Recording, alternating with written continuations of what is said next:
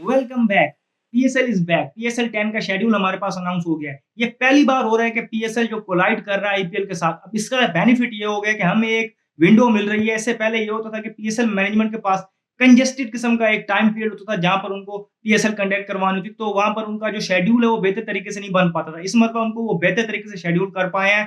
तो इस मरतबा हम अगर बात करें तो 11 अप्रैल से ये टूर्नामेंट स्टार्ट होगा और टूर्नामेंट का पहला मैच खेला जाएगा पिंडी स्टेडियम में और मैच होगा डिफेंडिंग चैंपियन इस्लामाबाद यूनाइटेड और लाहौर कलंदर के दरमियान। अब देखा जाए तो 34 मैचेस होने हैं ओवरऑल और 4 स्टेडियम्स में होने हैं, जिनमें आप अगर हम बात करें तो national stadium Karachi, Gaddafi stadium Lahore, Rawalpindi stadium और मुल्तान स्टेडियम, इन 4 स्टेडियम में मैचेस होने हैं। सबसे ज्यादा मेजबानी मिलेगी लाहौर के कसाफी स्टेडियम को, वहां पर 13 मैचेस होंगे जिसमें फाइनल भी इंक्लूडेड है जो कि 18 मई को खेला जाएगा। फिर अगर हम बात करें तो उसके बाद रावलपिंडी क्रिकेट स्टेडियम को मैचेस मिलेंगे 11, वहां पर क्वालीफायर 3 भी खेला जाएगा।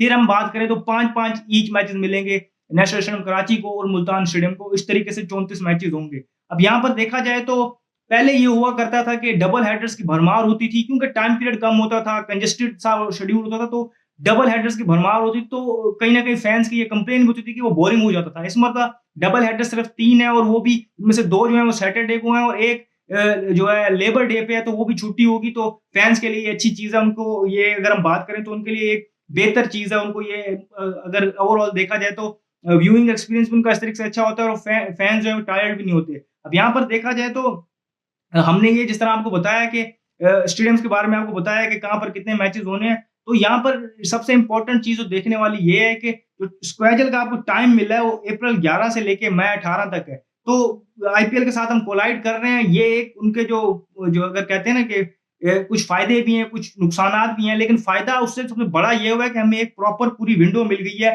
अब जल्दबाज़ी नहीं करनी पड़ेगी, तो वो हमें स्केड्यूल में नज़र भी आ रहा है कि जो है कि जिस तरीके से उसको डिवाइड किया गया मुख्तलिफ चीज़ों में। अगर हम देखें तो हमारे सामने यहाँ पर अगर बात करें तो जिस तरह मैंने आपको पहले बताया है, तो डबल हेडर्स कम होंगे। ऊपर से अगर देखा जाए तो टीम्स को जो है प्रॉपर रेस्ट मिलता है। इससे पहले हम देखते थे कि टीम्स एक दिन एक मैच खेलती थी, अगले दिन ट्रैवल करके और फिर उसके अगले दिन मैच खेल रही होती थी, तो ये कंप्लेंट्स आती थी हमें मुख्तलिफ फ्रेंचाइज़ीज़ की तरफ से। इस मरतबा ये चीज़ नहीं है। फिर अगर देखा जाए तो यहाँ पर 8 अप्रैल को जो एक मैच खेला जाएगा पेशावर का जो अरबाब नियाज़ क्रिकेट स्टेडियम है, वहाँ पर एक जो पीएसएल का जिसे हम कहते हैं कि एग्ज़िबिशन मैच खेला जाएगा वहाँ पर पेशावर में 8 अप्रैल को, ताकि ये भी एक जो है मिथ खत्म की जाए कि पेशावर मैचेस नहीं हो सकते।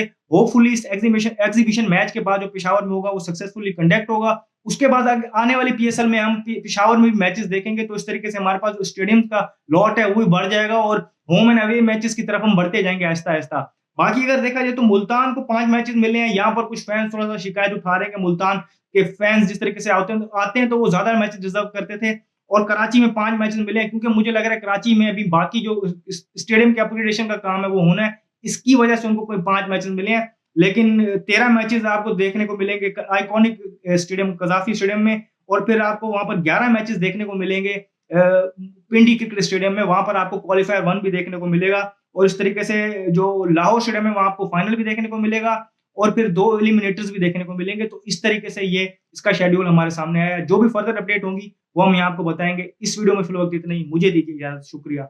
अल्लाह हाफ़िज़।